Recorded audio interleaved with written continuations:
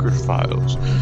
This is Oakbine here, ready to go back to SCP Secret Files and continue the story from where we left off, which was dealing with SCP-701. That was a really good story, and now from now on forward, I have no idea what's going to happen. Are these changed? No.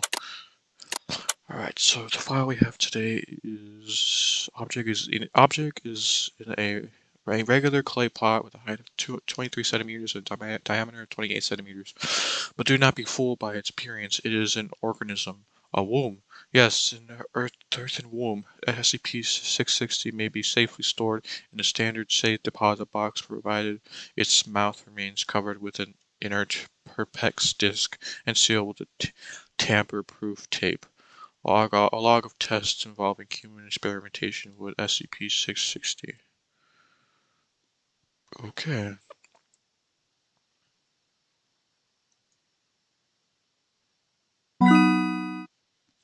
Huh. Okay, now we're just doing regular things. Is this gonna be it? Okay, hold on. Alright. Let's read all this. Lab report 660-A, sample condition, skin flap harvested from the left thigh of the cavalier of D612. Donor was healthy in all respects prior to death. Sample used tissue. Sample lived in SCP-660 for 2 months duration.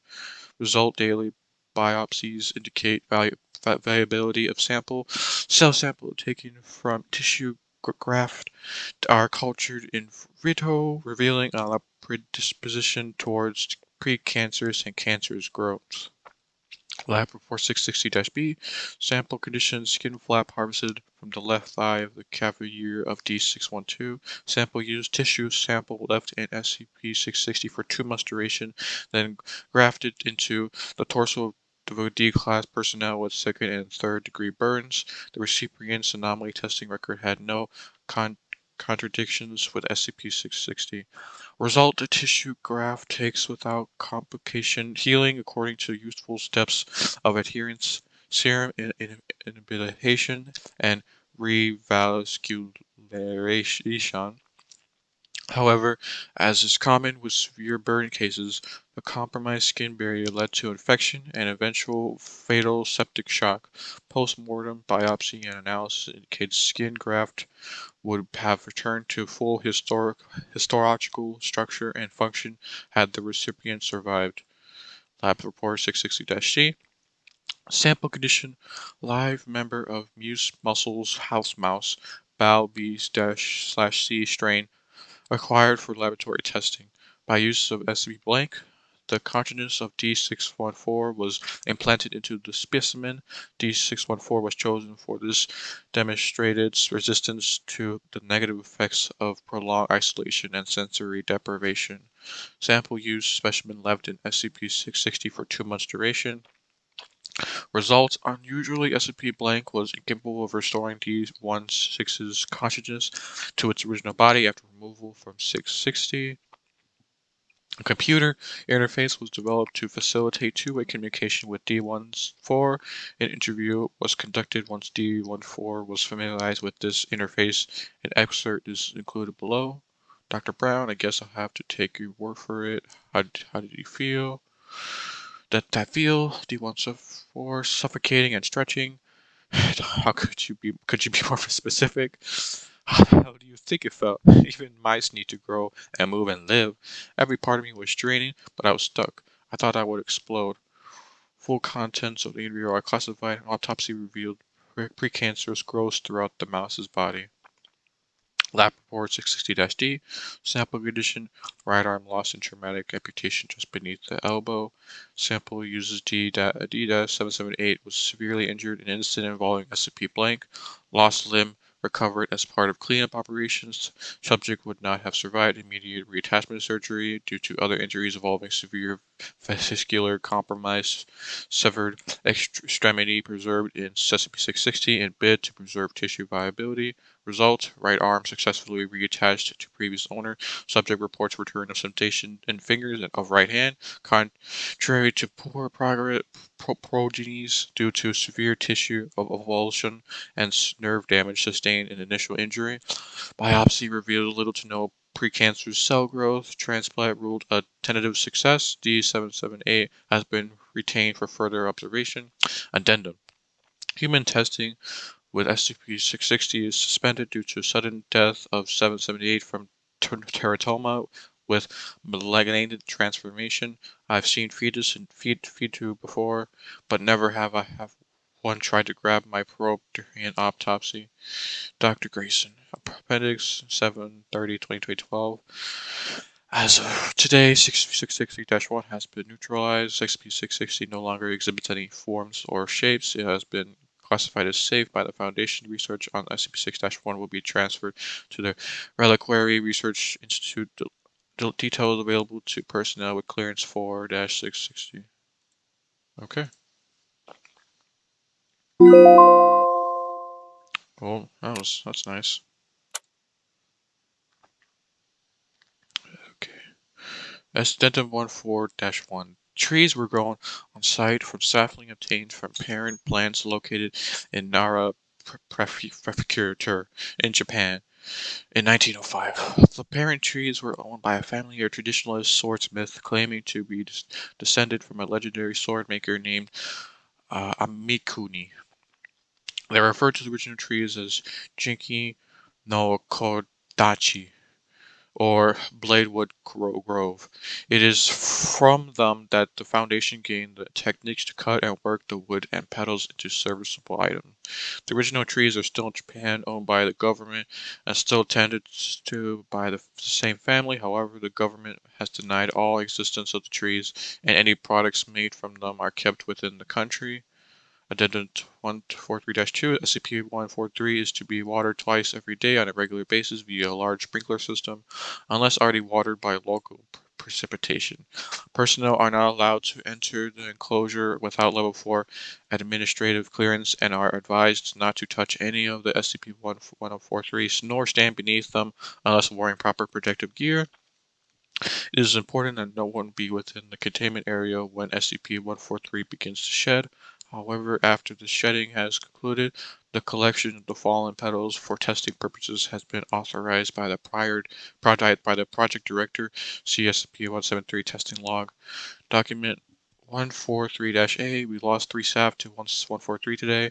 They were collecting petals dropped by the trees the previous day when a sudden gust picked up, shaking a good deal of petals from the trees and blowing them around. Stayed that windy for the whole day.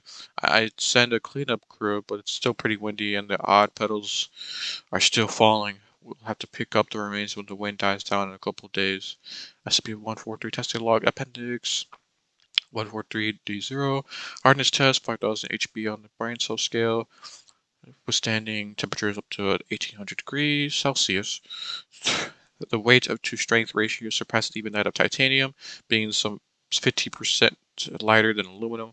Both are notoriously difficult to work due to their properties. But under high temperatures upward of 1500 Celsius, separate pieces are capable of being fused together. Sheesh, damn, okay.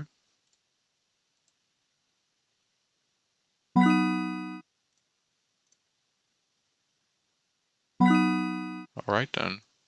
Okay. Oh.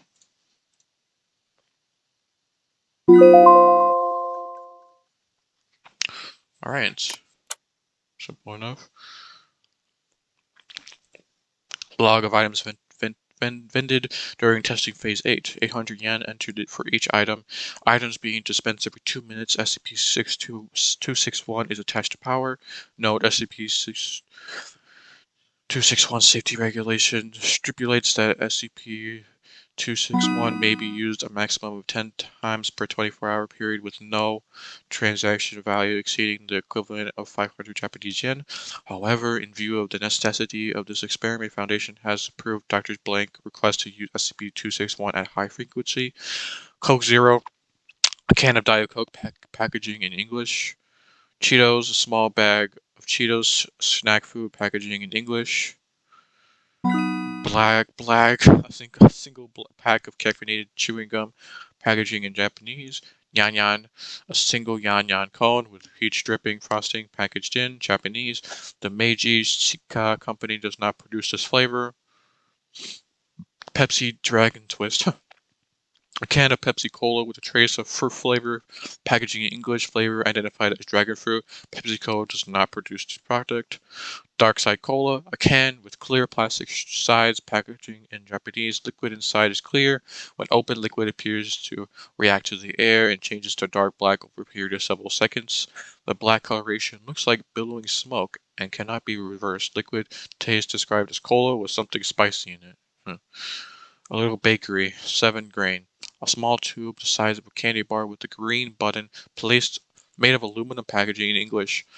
When the top is twisted off, a mass of dough is extruded. Dough contains several enzymes and bacteria that have not yet been identified. On contact with air, these cause the dough to rise and bake, killing the microbes in the process.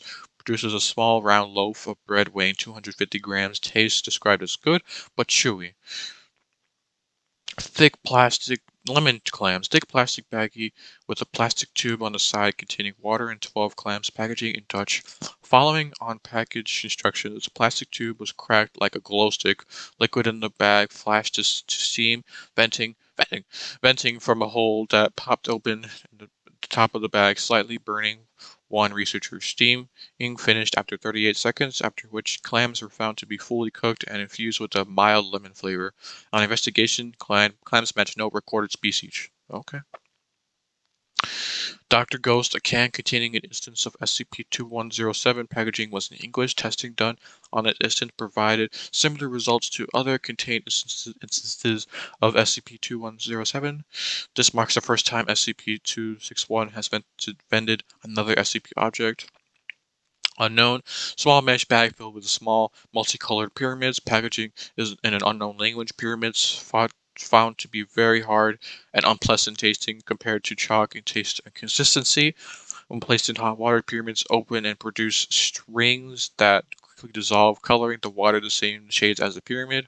Water has no additional taste, but testing revealed a sharp increase in mineral, carbohydrate, and protein content, with several minerals unidentified at the present time. This content was found to be consistent with the recommended daily intake of nutrients for adult humans. Researcher ingesting the water reported stomach cramps 2 hours later, but no other effects. Unknown.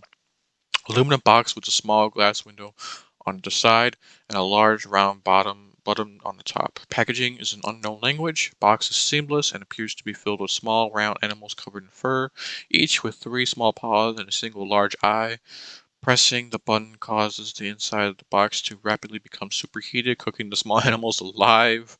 Muffled noises and scratching were heard for several seconds during the cooking process. After 1 minute, 30 seconds, the front panel opens and gives access to the now cooked animals. Professor Kane volunteered to eat the animals, and no other researcher is willing to do so. Taste described as crunchy and very spicy with small hints of beef. Okay. Unknown. Tall with thin aluminum can packaging in an unknown language. Opening the can caused a chemical reaction with the liquid inside. The can liquid was apparently not intended for an oxygenated atmosphere and detonated violently, causing several injuries and killing 2 researchers. Testing discontinued and area cleared. Testing area observed to smell like citrus for several days. Doctor conclusion, it was either food or drink something else. How awful, let's call it an end. Bruh, imagine dying from a freaking bottle can.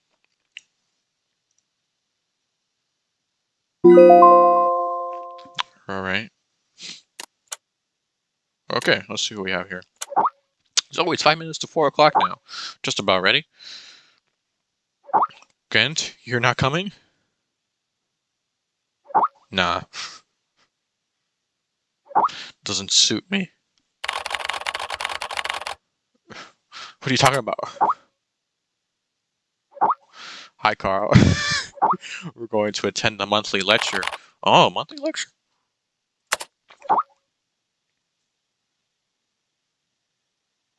Each month, the Foundation invites someone famous to hold a lecture to share new knowledge and insight pertaining to SCP. For this month's lecture, they invited Dr. Trevor. Oh, he holds a high reputation with the Foundation. Interesting. Count me in. Shit, man, Dr. Trevor. I think this guy is pretty good. I think if I recall. I'll send you a link to the monthly lecture. Just a second, just to notice. Of course, you signed up for it's about to begin. Okay. Dr. Trevor, Daniel Trevor, giant racing room. Yep. Encrypted. What's this? Anti-memetics from early to amnesia. Marine Wheeler. Multi-purpose project hall. Okay. Let's see what this entails. The channel. Memetic memes. They're everywhere. All right. Let's see what we have here.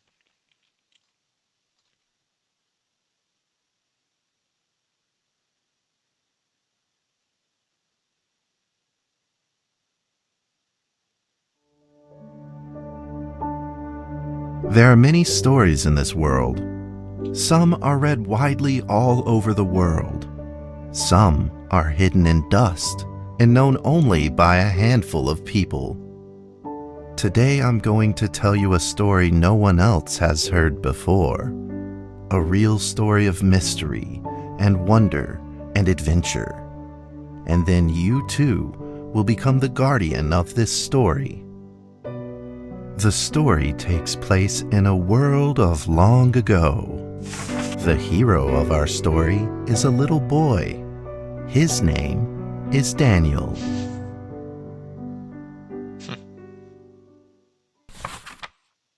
One day, out of nowhere, Daniel got a serious case of chickenpox.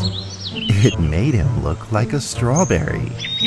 To make sure he didn't spread it to others, Mrs. Page, the principal, had him isolate in an attic. And so, in the attic he lived, all on his own. Mr. Daniel, while up here in this attic, you'll have plenty of time to practice your penny whistle. I hope you'll practice well and prepare for next month's art festival. But Mrs. Page, the melody is so difficult. Don't give up, boy. You don't give up before you fight.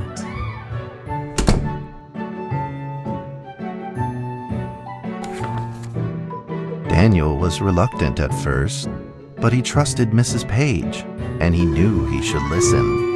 And so he practiced the penny whistle. Oh, okay. Oh,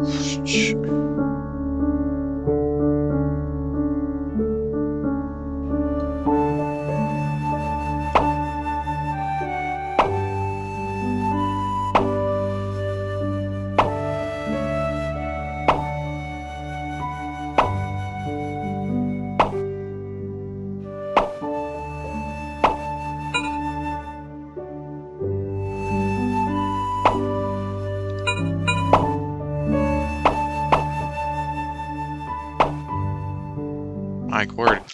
Okay. Alright, that wasn't that bad. Suddenly, he heard some strange noises in the corner of the attic. Huh? Who's there? Daniel decided to go over and take a look. It's gotta be one of the most on chickenpox person I've ever seen.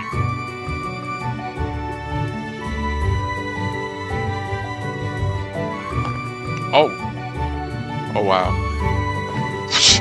Couldn't fill in the rest of the storyboard, okay. Actually, yeah, jeez. Bruh, it's over here, I know it's over here. I'm playing with me right now.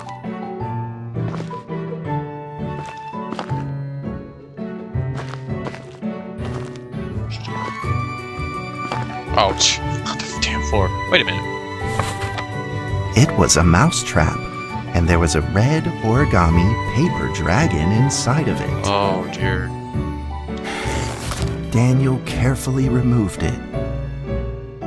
It was marvelous and beautiful. The only problem was part of its wing was damaged. But Daniel found a way to repair it.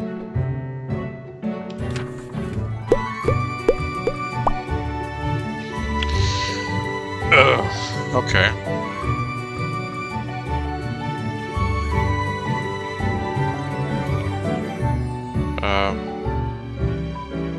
Just...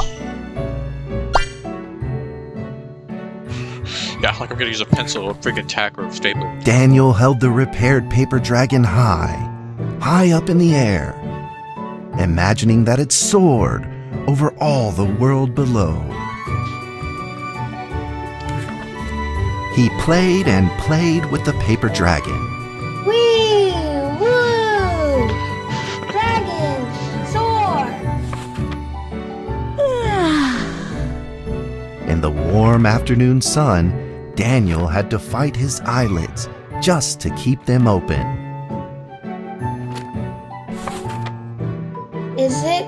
Could it be? Or is this all just a dream? The next day, with boredom and loneliness weighing him down, he began to fiddle with the old radio. The screen doesn't match. Our town is located in the plains, where earthquakes are not particularly common. Although there are 17 fault zones around us, they are all inactive.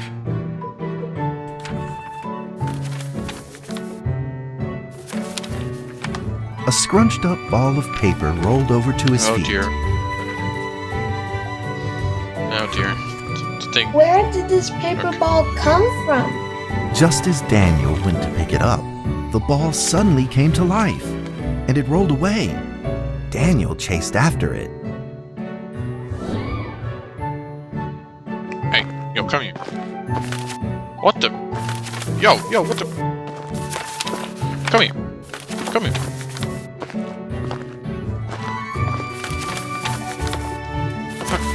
Gosh, the E is on there somewhere. I know it is.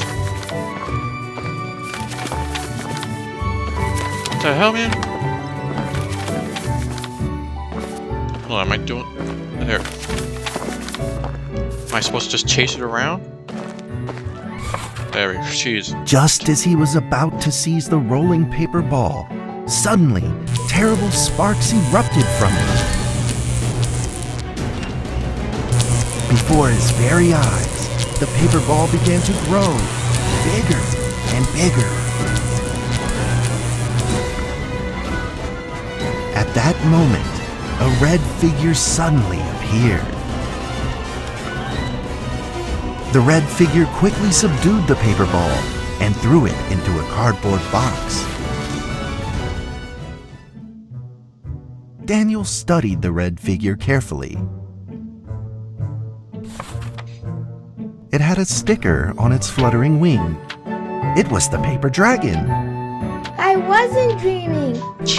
I can't. Thank you for saving me. There we go. Daniel was grateful and very happy. He walked closer to the paper dragon, but the paper dragon seemed timid and afraid and backed away. Just then, Daniel had an idea. He took out his penny whistle and slowly played a tune. Alright, let's do this.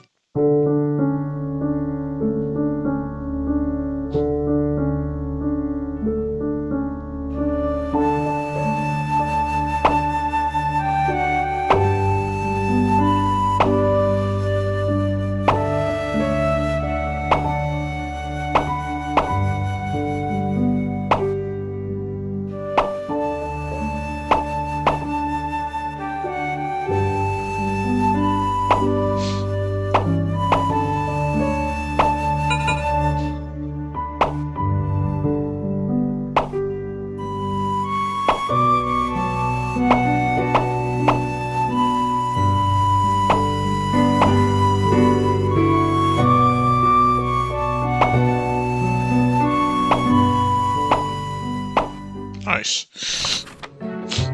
The paper dragon enjoyed the sound very much. It began to move along with the rhythm, flipping up and down in the air. Soon the two were playing and dancing, just like old friends.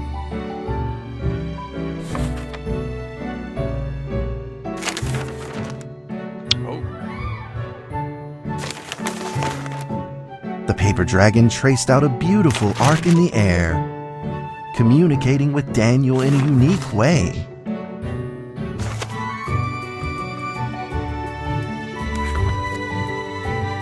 My cherished friend, after many long years, we finally meet again. Tell me, Oh dear. how has your family been? A great thank you for playing that music for me. Okay. You know how I love the beautiful rhythm of that instrument. But we ought to take precautions, as the room is not stable. Do you still remember how the room works? You're welcome to visit anytime. The piece of paper then changed back into the shape of a paper dragon and flew into the cardboard box. The box closed shut, and a calm silence was restored to the attic. Daniel rushed to find a watercolor pen and marked the box with excitement in his fingertips. Here be dragons. Over the next few days, the paper dragon came out often to play with Daniel. During this time, Daniel introduced many of his friends to the paper dragon.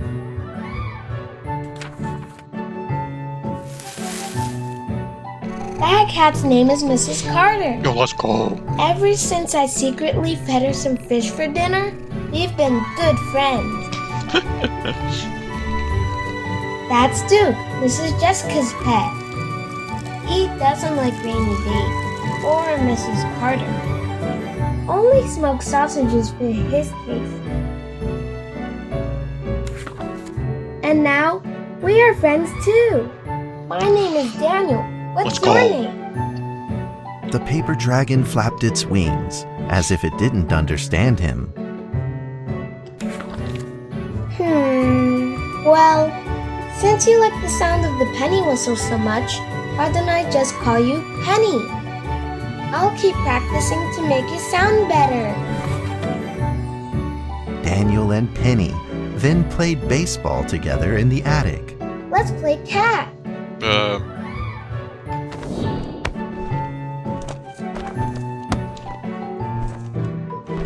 Yo, let's go.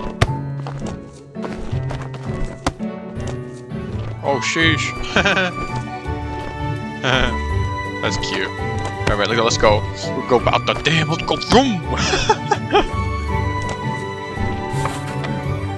But just as they were in the middle of enjoying themselves, a violent shaking suddenly rose from the ground. A stubborn earthquake is back at it, folks, and it seems even stronger than last time. At this moment, the box suddenly shot open, and thick clouds of smoke billowed out, followed by several paper balls.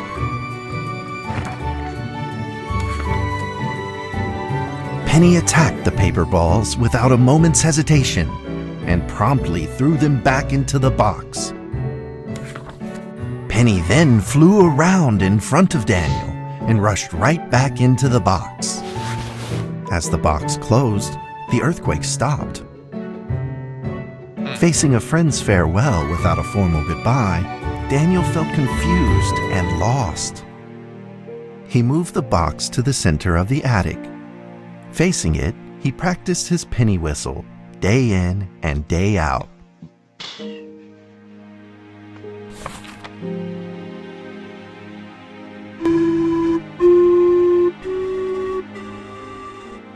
As the days went by, Daniel's playing became smoother. One day, the box suddenly began to move. Huh? 1, 2, 3, 4. This time there were 4 paper dragons. But they weren't alone. Enemies began to jump out of the box too. Okay. Earthquake! Another earthquake! This time it's reached a magnitude of 5.8! In that small attic, the 4 paper dragons fought fiercely against the paper balls. This time, the paper balls used new tactics. They clumped together into a single monstrous ball of paper. It began to shoot strong bursts of electric sparks at the paper dragons as they flew through the air. As they were hit, the paper dragons fell from the air, one after the other. Seeing the injured paper dragons, Daniel felt very distressed and anxious. Just then, one of the paper dragons painfully started to fly and gathered the remainder of its power. The paper dragon transformed into a great beam of light and dove straight down to pierce through the monstrous paper ball. And then came another paper dragon. The monstrous paper ball was blasted to bits, exploding into smaller paper balls. Trembling, they struggled to escape back into the box. The sacrificed paper dragons were reduced to swirling shreds of paper, and a silence pervaded. Peace and tranquility were restored once again to the attic. Daniel saw the remaining 2 paper dragons lying on the floor, badly wounded. He rushed to grab some stickers and treated them at once.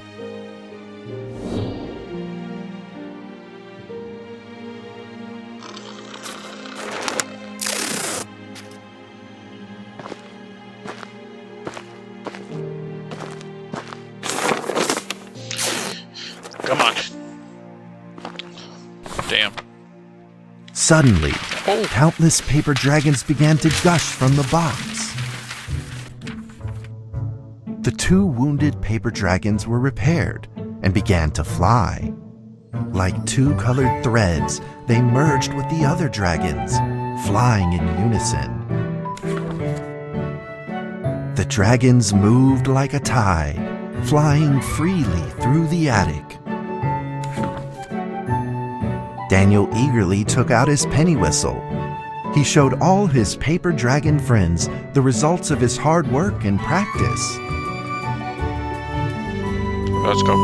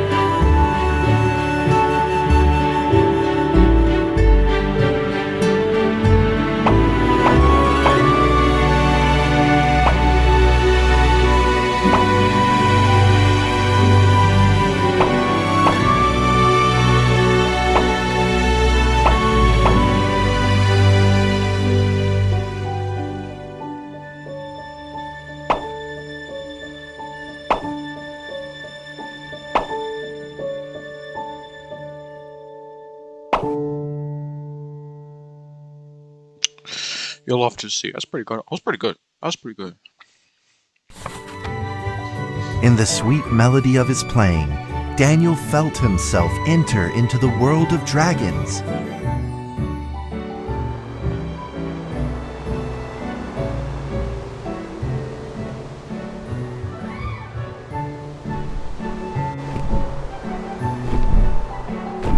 Oh, sheesh. Oh, damn.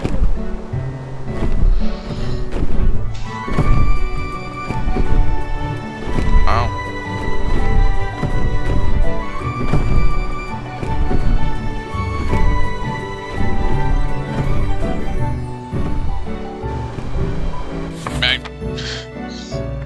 paper dragons merged into a long letter and floated down towards Daniel to tell their story. After the last war, the fantasy world enjoyed a long spell of peace and stability. But now, the giants have returned. They have launched ferocious attacks, trying to invade your world through the room. We are prepared to launch the final defense. Then we will have to destroy your room, for it is the last remaining entryway into your world. Please believe this farewell will only be temporary. We will not be apart forever, and we will never forget our eternal mission of protecting you. Alright. At that moment, the paper dragons flew back into the box.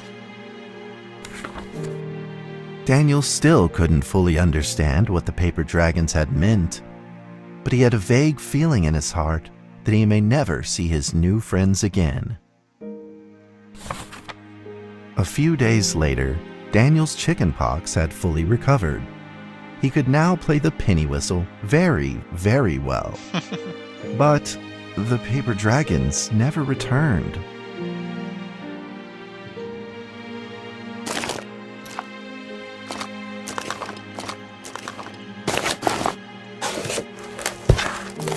Let's book it up. We're out of here. Maybe it was time to leave and move on. Earthquake warning! Magnitude 6.2! A massive earthquake is hitting our town! All townspeople, please leave your houses immediately and move to safe open spaces! Just then, countless paper dragons shot from the cardboard box. However, it seemed like they were under attack, spinning and falling through the air in confusion. What's happening? Daniel quickly grabbed the stickers out from his bag and did his best to heal the injured paper dragons. Oh my gosh. Hi. Oh, come on.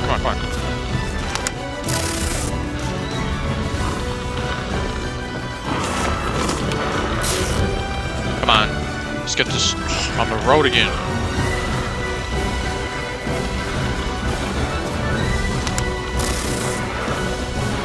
Okay, let's go.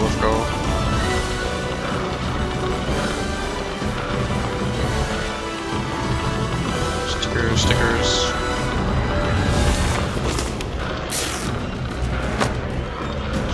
Come on. Can't save them all. That.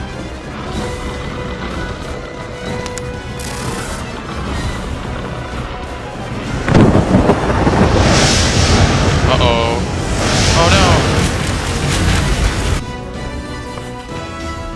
But the paper balls swarmed together and pushed Daniel away, subduing him firmly in the corner.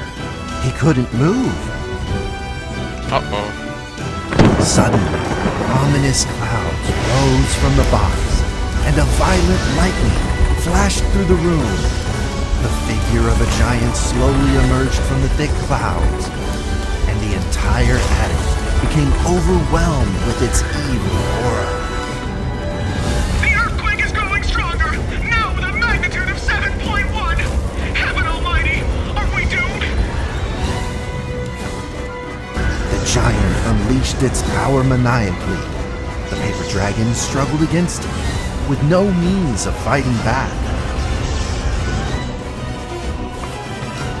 At this critical moment, two paper dragons shined brilliantly. Together, they heroically crashed their bodies into the giant. Daniel thought the giant had been defeated by the paper dragons, but soon he found that things would probably not be so simple. The giant's figure could still be seen in the thick smoke, looking evil and terrible. The attacks of the paper dragons had had no effect, and the giant had only grown stronger.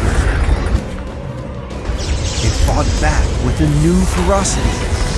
The paper dragons were simply no match for it. The earthquake is going stronger still! The greatest disaster this town has seen in over 100 years! My heavens! Will this nightmare ever end? With the paper dragons now all but defeated, Daniel spotted a frail figure in the distance. It was Penny. It flew gently in front of Daniel and affectionately rubbed its head against his fingers, as if this whole crisis had never happened. Daniel felt like Penny was trying to tell him something, but he didn't quite understand what. Penny then left Daniel and soared into the air with a determination in its wings. Suddenly, the other paper dragons seemed to be summoned. They flew through the air, all together in unison, responding to the call without an ounce of hesitation. At that moment, Penny turned into a great red beam and rushed fast towards the giant. The other dragons followed, shining together like a shooting star. Oh snap. At that moment, Daniel seemed to see a real dragon flying. No!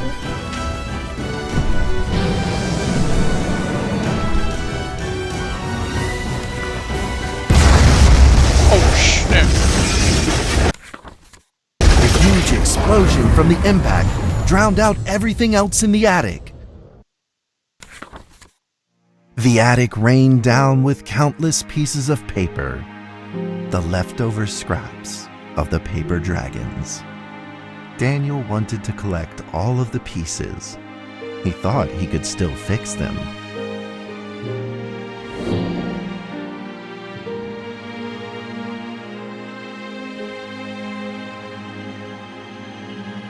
Oh wow.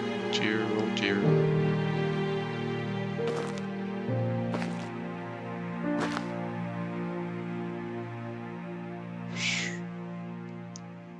Wow.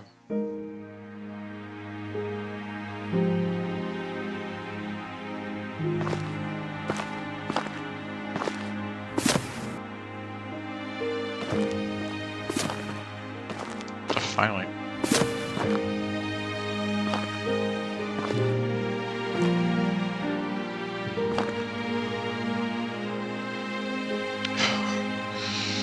Just ran it down from, oh dear.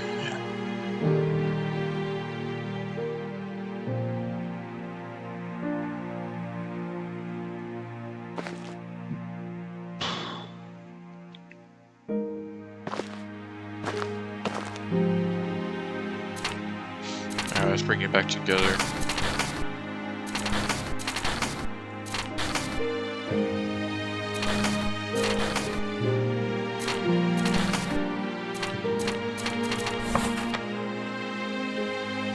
Goodbye, my friend.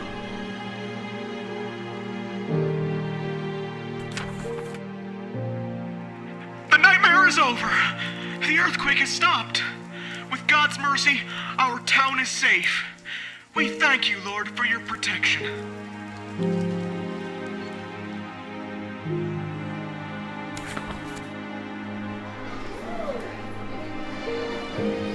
A few days later, the art festival was held as scheduled. Daniel attended the show with his penny whistle.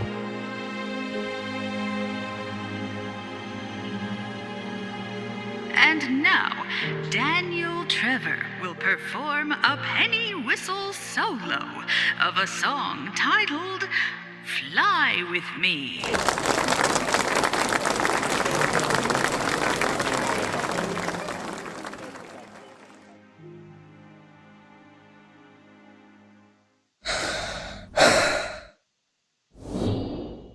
Let's do this.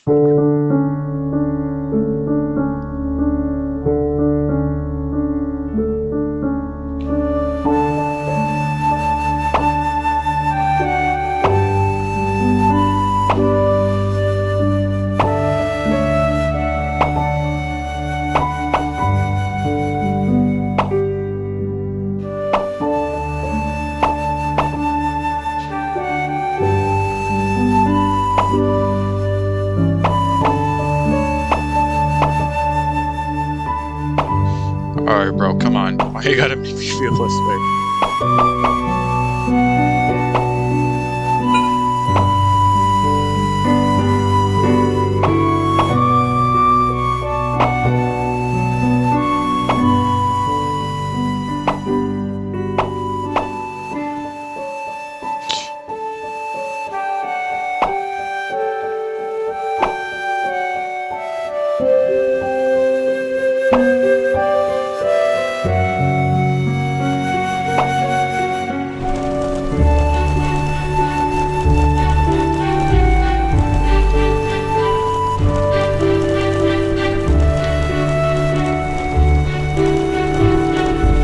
What, are you hallucinating, bro?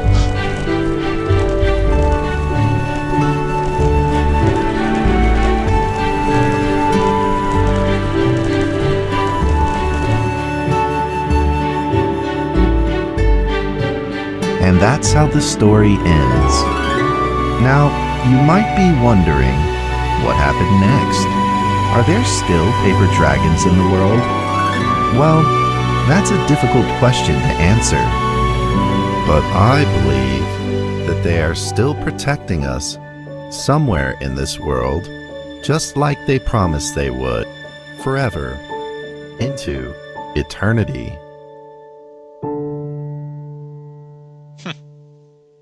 That's a good story.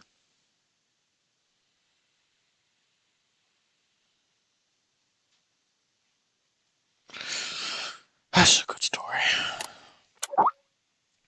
Dragons! Oh! What lovely paper dragon. I love it so much. Me too. What happened to those cute little ones? Those cute little ones. Oh. Stop being continued reliquary research just to Dr. Daniels is supervising director. That core box has remained silent. How do you know all this, great? Because I worked there. I didn't attend this monthly lecture. You knows, bro. You knows. The director, Dr. Everett Grant, spent 2 years researching 172, so he knows far more than we do. Why? What's up with the freaking squiggle? What are you doing? I told you that particular essay didn't suit me. Oh, really? Oh, really? Come on, Grant. But really, imagining you tidying up files and piles of cute little fairy books, it's kind of adorable. Enough already, I'm getting back to work. But I'm going to stress the point again. Particular SCP did not suit me. Okay, bro. So there's some mad copage right there. I have been here for a month, and I'm now entirely adjusted to the job. Though the content made my work is simply to process archive files, it is work that will never bore me. A few absurd jokes aside, most of the archives are really rather fascinating. I have been having hallucinations lately. I feel like someone is calling me, a voice low and uncertain. They simply trying to communicate with me, but I cannot understand a single word they say. In fact, I planned on seeing a doctor, but Zoe told me it was a typical rookie syndrome and would clear up in a few days. I certainly hope that is the case. Damn, I sure hope so.